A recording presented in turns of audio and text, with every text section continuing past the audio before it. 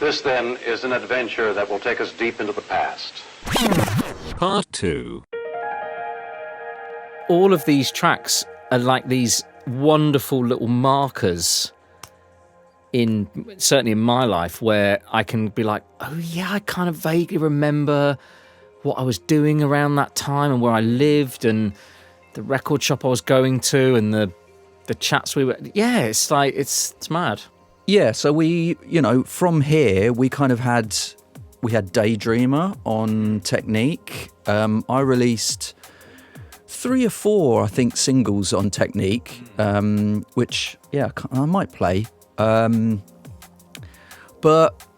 it became quite clear early on that the fit wasn't perfect necessarily. So me and Simon had a good old chat and we were like, no hard feelings, but, should we just cut our losses? And it was all good. But, I mean, what I did do is I actually wrote a whole album for Technique, which never came out. Yeah. So I thought it might be fun to play a sort of a forgotten, lost album Technicolour tune. I remember when you'd finished that album and you sent it over to me and I was like, man, this is good. And I always remember thinking, fair play for having done all of that and written that album and still having the kind of balls to go, nah, do you know what? I just doesn't feel right and I'm just gonna, that's that. Yeah, I didn't really think much about it at the time. Really? You didn't? No, but I don't generally think much about anything. I just kind of roll on. Yeah, so this is a track called, hold on, I can't even remember the name of it. Headhunter. Ah, Headhunter, okay.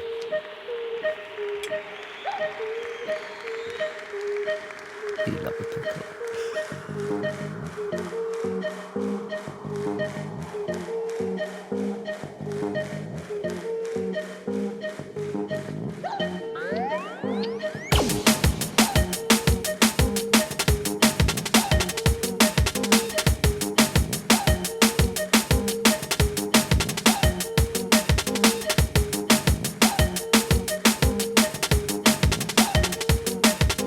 Occasionally we like to program something that has a bit more substance to it than some of the other music.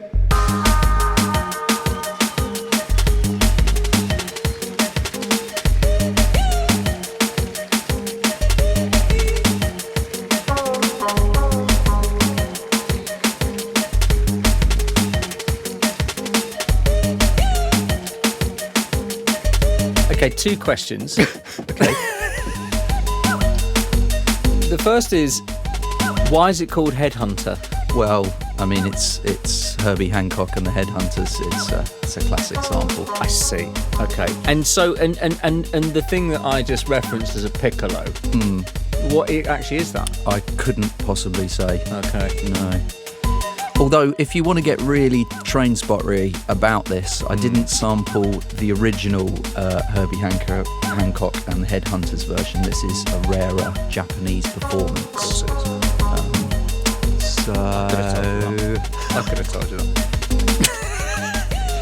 It all gets a bit crazy jazz in a minute.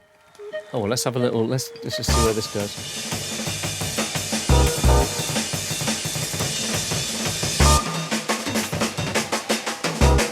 Imagine double dropping this.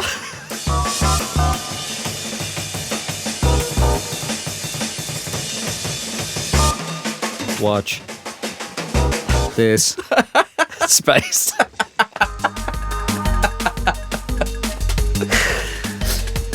Yeah, that was a bit of Buddy Rich drumming there. Hey, I tell you what, I've got a lot of time for a little drum breakdown like that. It's not happening enough in modern drum and bass arrangements, I don't think. Agreed. You know? Yeah. That's a nice tune. Yeah, it's all right. But yeah, this was part of the lost album. Didn't have a name, and it will be lost forever, presumably. Well, maybe in when we're 75, 80 years old, Yeah. and we do a kind of retrospective, or Yeah. like we get a really bad tax bill. And Shit, we need to sort this yeah, out. oh god, we Yeah. better get back on the road. Yeah. And we bring out a load of anthologies, Yeah. just any old shit that we can sell. Yeah, perfect. Yeah, what have you got? Yeah, we need well, money. Anything. I've got this Miami Vice bootleg I did. Oh yeah, great. Yeah. Wow. And does that take you back to that moment in time? Yeah, it does. Yeah. It takes me back to at the time I used to be living in a place called Byfleet, which is, no offence to the residents of Byfleet, but it was felt like the arse end of nowhere out in Surrey. There was just nothing there. It just felt like it was just houses and a big Tesco, and that was it. Right. But I had a lot of time to write tunes. Because I didn't have any children. Which, as you have learnt, Andy, is it's a challenge. It is a challenge, yeah. It's amazing how before you have children, you don't realise how much time you have. But Play one of your older solo tunes as well. Okay. Actually, can I make a request? you can.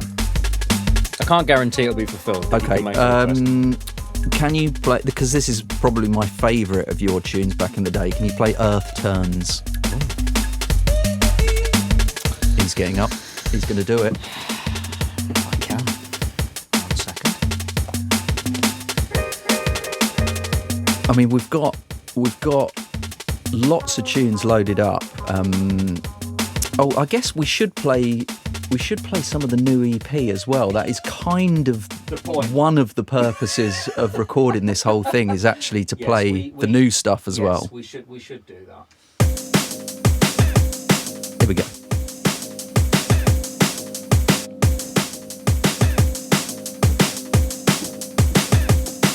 I'd also like to just quickly point out as this tune intros that we're at this point in time I was writing at a heady 177 BPM. Are you serious? That's what it says on the CD. Yeah. So buckle in.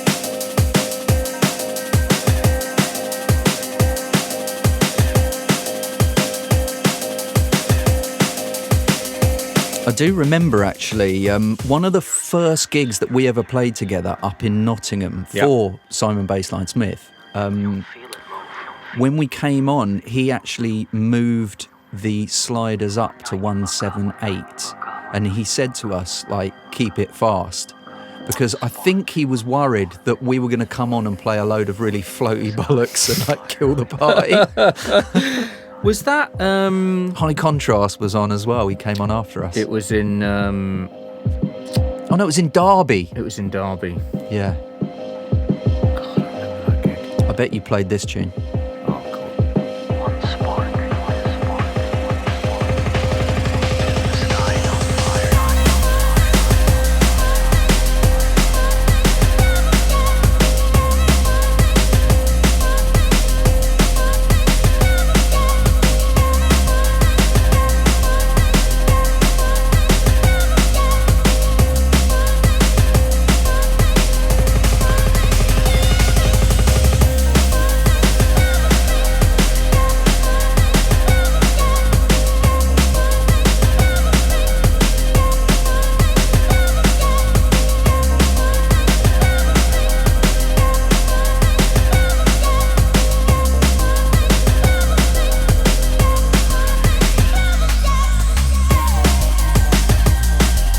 Still vibes. Thank you. Yeah, love it. Loved it. I can't remember if you must have sent it over to me or something, but I can't remember first listening to it, but I remember It's probably in your recycle bin. Could well be. Do you know what, actually, though? We should probably talk about Bass Drive, because... Oh, man. Yeah, okay. That was huge. Like, you, before any of, the signing and the music, you had a radio show weekly on Bass Drive, Mondays, 4 to 6. Yeah. And that was such an important show, not just for you, but for me, for so many producers, because in the first hour, you used to just play unsigned tunes. I did. That anyone that would send to you, if you liked them, you'd play them. Yeah. This tune really reminds me of that time. Like, you used to run this a lot, and you used to run, like, all the shit I used to send you. And... that was beautiful, man. And the fact that you kept it up every single Monday for how long? 5 years? 7 years? It was about 5 years. But that ended up being the destruction of it, because it was like, I used to have I had an old computer that would sit in the studio. Well, I say the studio. This was the second bedroom of my house at the time, and that computer was on 24 hours a day with an AIM. For those of you that don't know, an AOL Instant Messenger account. And what made AIM so special at the time was that, because obviously this was before Dropbox and all that kind of stuff, you could just have it on auto accept, so people could just fling files at you, and they would just go filter in, go on the hard drive, and then you could check them at your leisure. So I had this set up 24 hours a day, just receiving all these tunes from unsigned producers. But it became so hard to every single Monday commit to the planning of that show and putting it together. But I do, even as we're sat here like having a chat like this, there's a lot about it that I miss.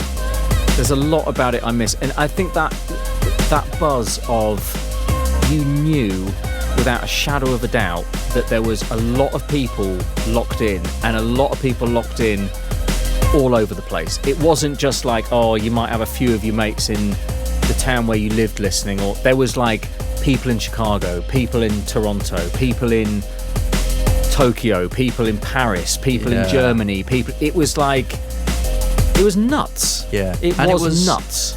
Before we had any tunes signed, it was the first time I would send tunes to you, and I would exactly that. I would be able to get feedback on my music in real time, because you go into the message boards and people would say whether they liked it or not, and that was amazing. I mean, you got sent. Did Fred V and Graphics send you tunes on there? What's even madder still about that is that whenever even now, if I see either Josh Graphics or Fred at a show, we'll always like have a little quick reminisce about when they sent me tunes, and I kind of played them out on the radio before Hospital and before this kind of,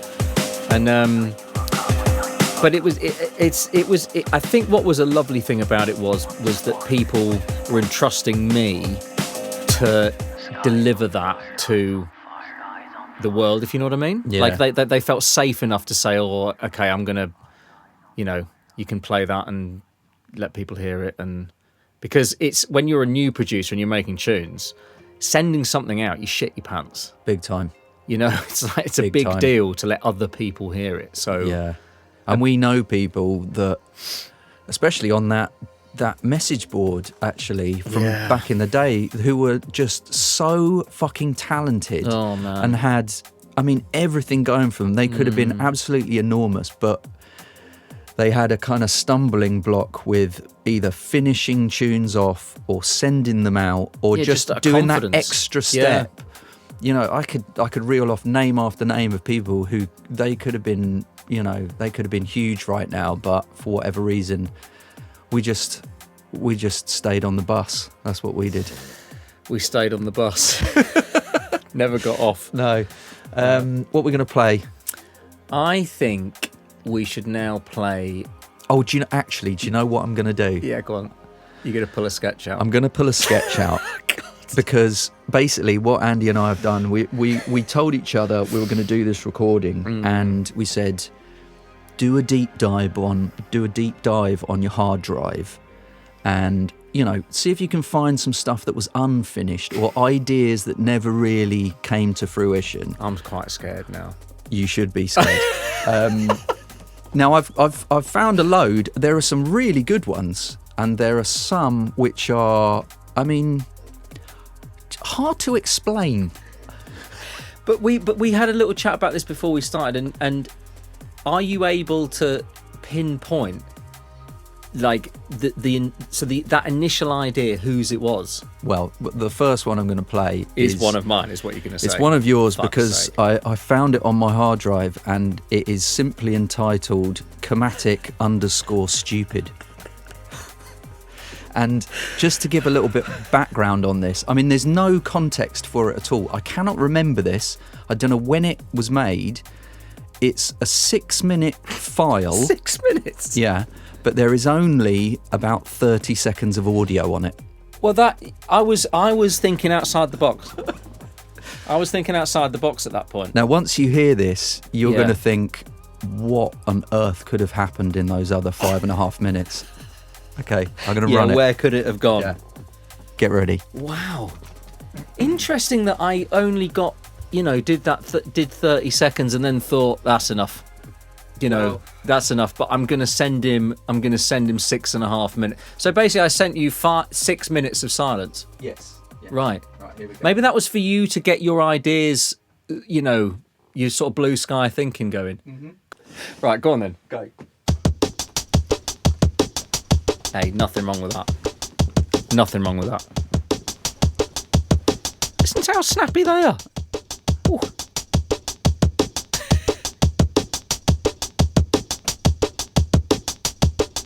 Yeah. It's vibes, mate. Are you ready? It's vibes.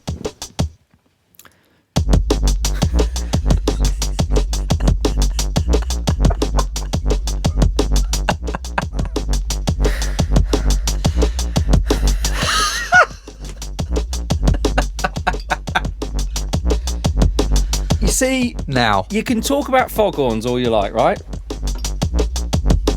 Now listen. That's listen, cutting that's edge, it. mate. It finishes. Listen, that's cut. That is. I was at the coalface there. What I want to ask you is, can you remember making that? No, I can't. Like, honestly, even when you said, "Oh, the first tune I'm going to play is called Stupid," I have no recollection of that. Nothing. Do you think it had potential? I still think it's got potential. Incredible. Fucking hell, 30 seconds. I know. What was happening in this other 5.5 minutes? Have you got a file somewhere on your Well, I hard must drive do. with this Well, I must like do. orchestral symphonic masterpiece? Obviously, I've got plenty of those files, mate. Yeah, plenty. To a penny. But what I'm more interested in with that is, what did you think when I sent that over to you? I mean, I think what I've done is blocked it out like a trauma in childhood. And maybe only sort of 6 sessions of therapy would bring it out. I think that's harsh because there's some vibes in there. Shall I play another sketch? Play which is another better? sketch. Play, Okay. just because I like this. I like this little segment. It's good. Okay. It's good. Right. Is this again going to be one that's No, this is a good. I think this is actually really good. okay? All right. All right, go on then. I remember this. This is called Body Fusion. Correct. And we made this during the Desire Paths construction. Is that right? Yes. Okay, because I couldn't work it out.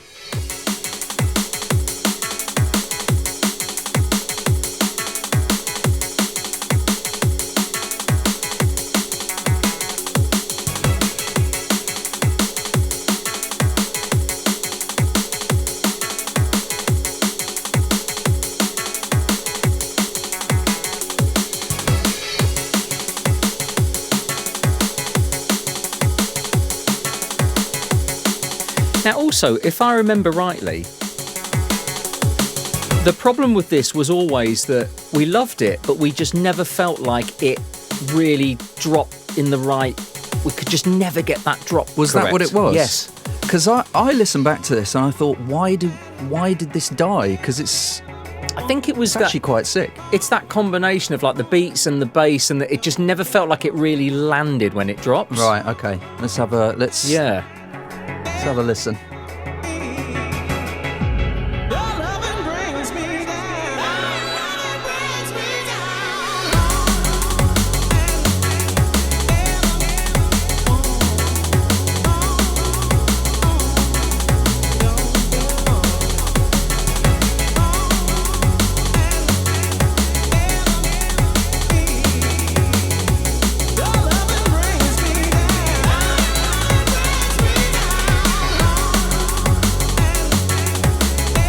isn't it funny, because we were talking about this as well over the weekend with shows, how sometimes you can stand up and play a DJ set and you feel like everything's happening and it's all great. And then there's other times you could stand up and you could play that exact same set with exactly the same reaction from an audience, but you would convince yourself that it wasn't happening. Yeah. And listening back at something like that, at the time, for whatever reason, we convinced ourselves that had no legs and needed to just die. Yeah. And it's really good. It's not bad. It's not bad. I think we could have, I think we left it too soon. But it's so hard, isn't it? Like, I'm sure anyone who's listening that makes tunes, the idea of going back to old music is like, it's like exhuming a corpse. it's all like, it's very unpleasant.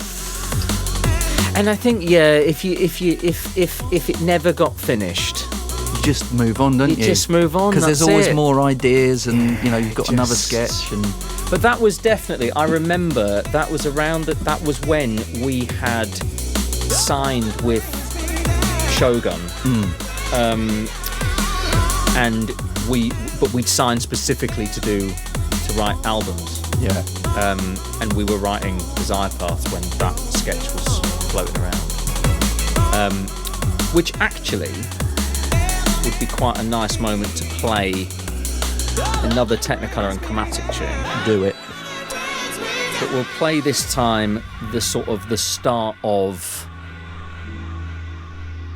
Technimatic, I guess. Okay. We were still All Technicolour and Komatic at this point. Yeah. But it was the real sort of, okay, now things are really progressing. So let me go and cue that.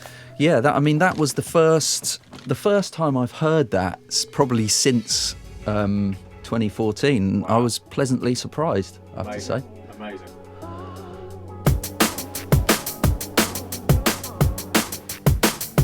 Blend.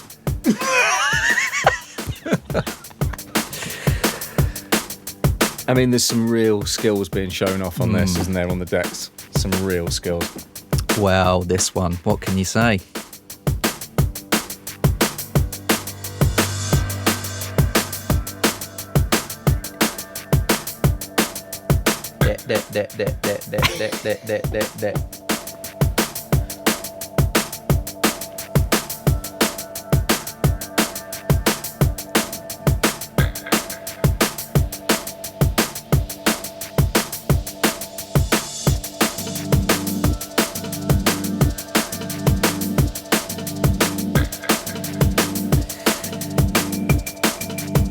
I'd say it's still one of my favourites.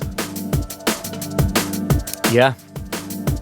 It was the first time as well that we wrote a tune that's felt like it fitted on Shogun, like we'd made the Shogun sound of the time without us realising we'd done it. You know what I mean? Yeah. Because I don't think, correct me if I'm wrong, was this actually the very first thing, or was it Changeling and Those Feelings? Yeah. Was that the actual first one? Yeah, Changeling was the first one we sent to Shogun and eventually got in contact with them, but this was the single after, I believe. right. On the flip side of this was We Were Always One. Yeah. Is that right? Mad. But I mean, this tune was, again, that wonderful melting pot between the push and pull of our two different styles. Agreed. You know, that vocal and all the kind of nice twinkly floaty bits, and then the more steppy drums, and it's just, it was. Yeah, man. Which hopefully that is, it's not always exclusively that in terms of what each other brings to the table. It always, it flip-flops a lot. But hopefully on the EP you'll hear that different, from the solo tracks, you'll hear just a little bit of some of that sprinkle that kind of goes into both. Well, I mean, you've segued well there, haven't you? Go on. Stick a tune on from the new EP, it's got to be the title. Well, it's not the title track, but it's the first track from it. The very first one. Yes. Okay, let's do that. Let me just. I'm also desperately trying every time I sit down to not make a noise. You know, like sit down and go. Oh. Like an old man noise. Yeah. Exactly. Yeah. Yeah, I mean, I do that every time I sit down. I mean, that is one of life's pure joys. Once you get older, sit down in a nice comfy armchair. So this is Make Me Feel by Komatic on Technimatic Music from the Original Structures EP.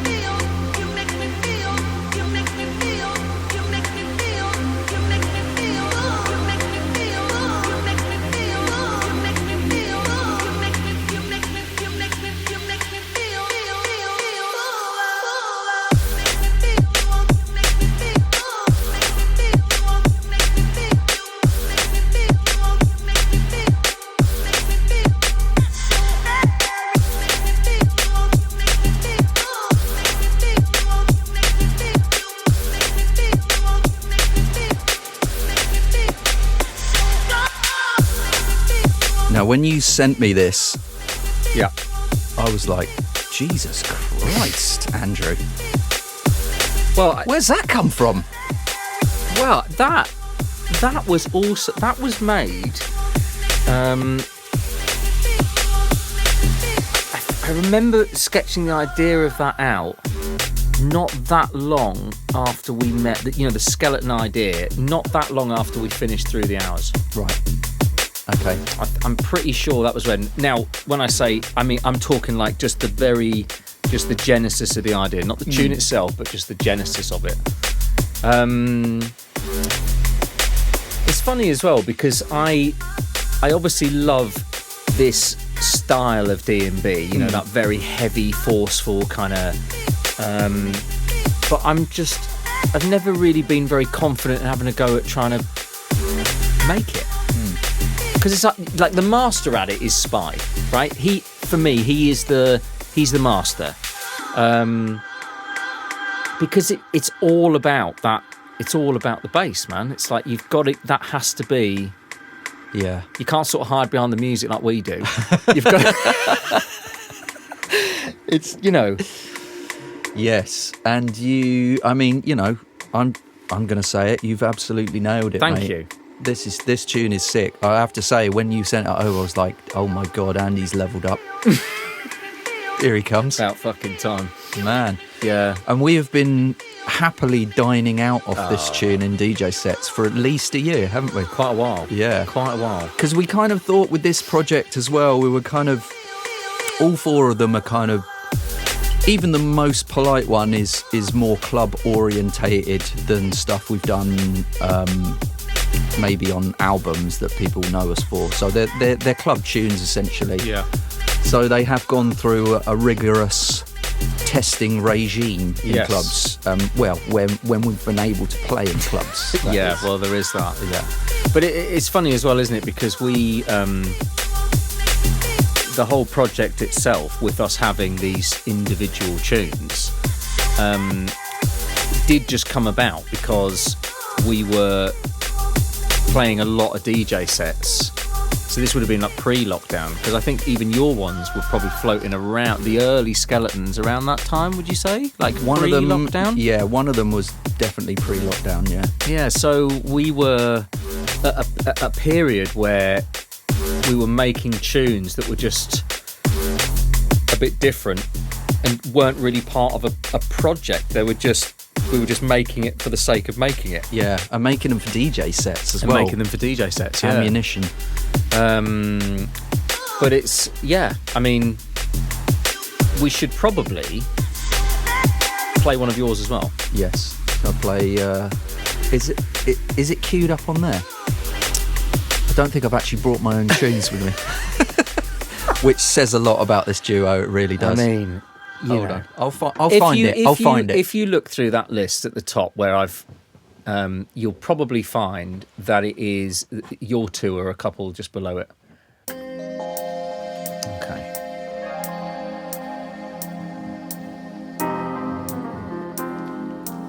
Satisfy. So this is this is an oldie. Kind of, generally speaking, I think I probably made it around the same time after Through the Hours, and it was the same. I just made it as a tune to play in our sets. Yeah. So this is by Technicolour. Track is called Satisfy, part of the Original Structures EP on Technimatic Music.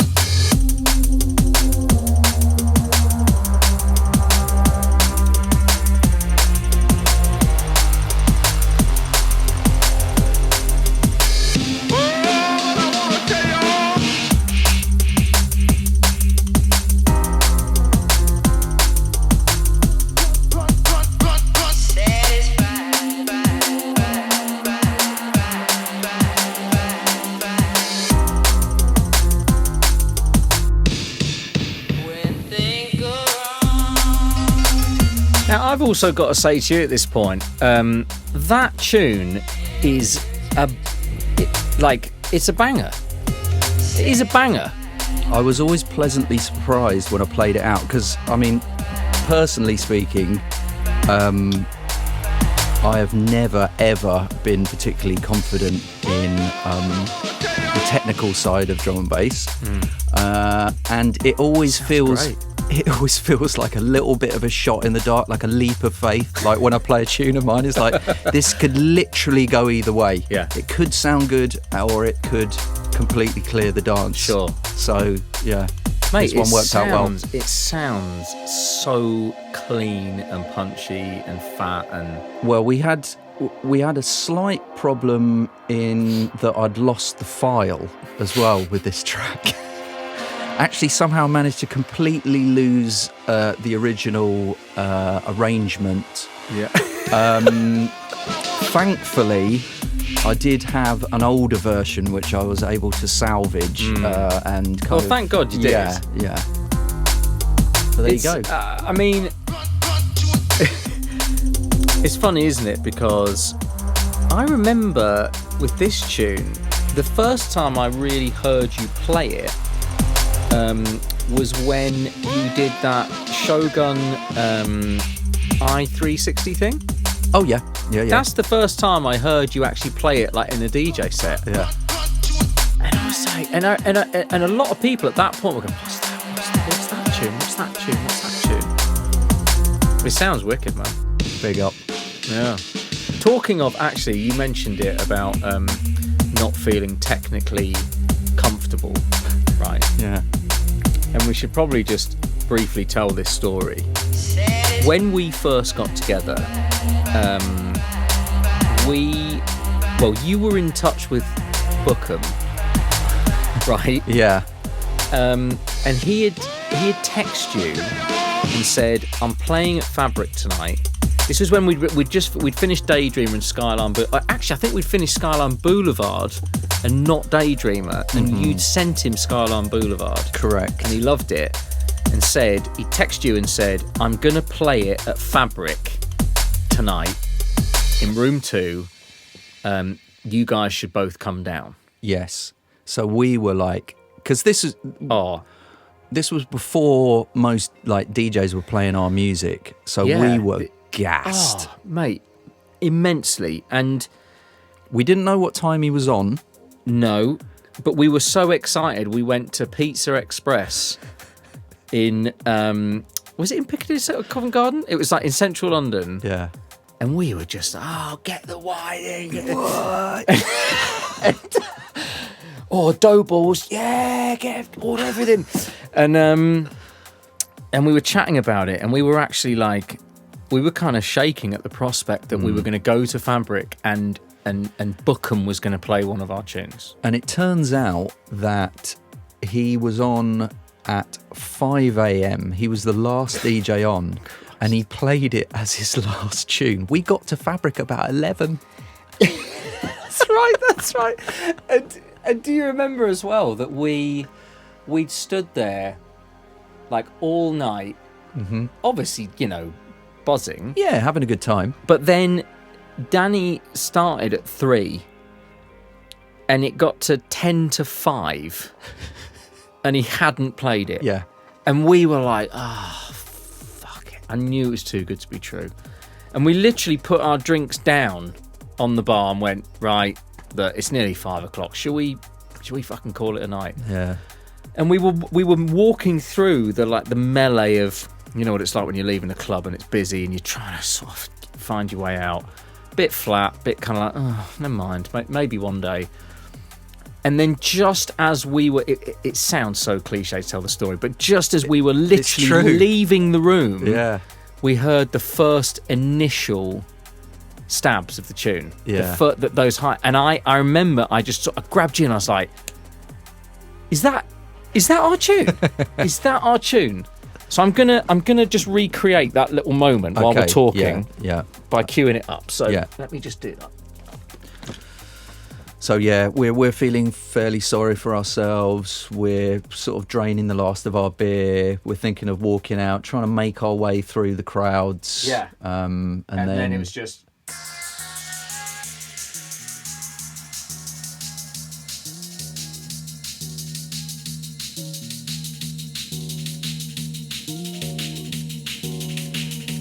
So of course, we hear that. And then it's like, oh my God. And of course, the nerdy part about this is that it's the one level that a DJ of that magnitude is playing your record in Fabric. But it's also the fact that it's in Fabric, which means it's on a proper sound system, which means you're going to hear warts and all, like your production. So it was this kind of weird, but I don't know about you, but the bit for me that was brilliant about that was that I'm just standing in this iconic club and I'm looking around at everybody and I'm like, we made this fucking music that you're all listening to now. Yeah, and it was an incredible feeling. It was an incredible feeling until it dropped.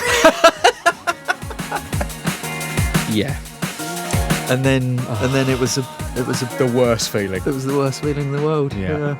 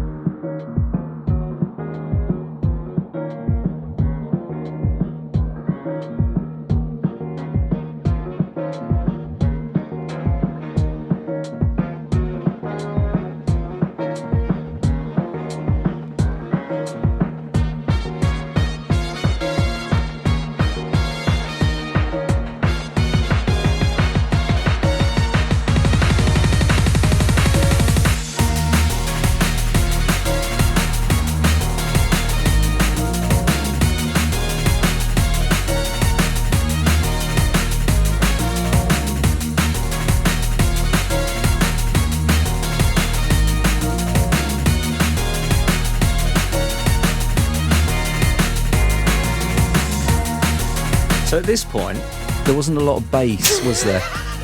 well, the bit is, the tune dropped, and Conrad was emceeing, and Conrad pulled it up. Did he? Conrad pulled it up and went, and I'm not going to do it because I can't. No. I'm, Conrad is, amazing. But he did a thing that Conrad does with his voice and with an echo and all the rest of it. He actually pulled it back. Conrad pulled it back, and then Danny ran it again. And I remember standing there going, nudging you and going, Conrad's just pulled that up. But then also the dread of having to go through the drop. Go through it all again. No bass. But it was mad, wasn't it? Because it dropped, and for whatever, we know now the reasons, and we're not going to go into the nerdiness of that, but there was no bass. Yeah. There was no bass at all. And it was devastating. It's absolutely devastating. It's a learning process. I know. But do you remember after that moment, I went back and stayed at yours, and then the next day we had breakfast and we were buzzing about it. And then fast forward a couple of years, and we were then signing stuff with Shogun, and at that time Shogun was at Cable. And we were the new boys on the label, and we tended to play the first set at Cable, which for us was amazing because we could take all of these tunes that we weren't sure whether we got the bass right or whether they were engineered properly, and we would specifically go down there 2 hours before the club opened, get the engineer to fire up all the sound system, and we would just play, just run everything, just tune after tune, and just stand in an empty Cable listening to each one. Man, that was a really special time, man. That was having the benefit of being able to do that and really hear what notes worked, what bass worked, what didn't work. It was amazing. Because I don't know if it's different for producers, like young producers coming through now, because there's such a wealth of information easily available, isn't there? Like, you go into YouTube or you subscribe to various things and you get all this amazing advice and engineering, know-how. And we didn't have any of that. We were just flying by the seat of our pants. Totally winging it. And just still are, really. Yeah, to an extent. So it was just hope for the best in those early days. End of part 2.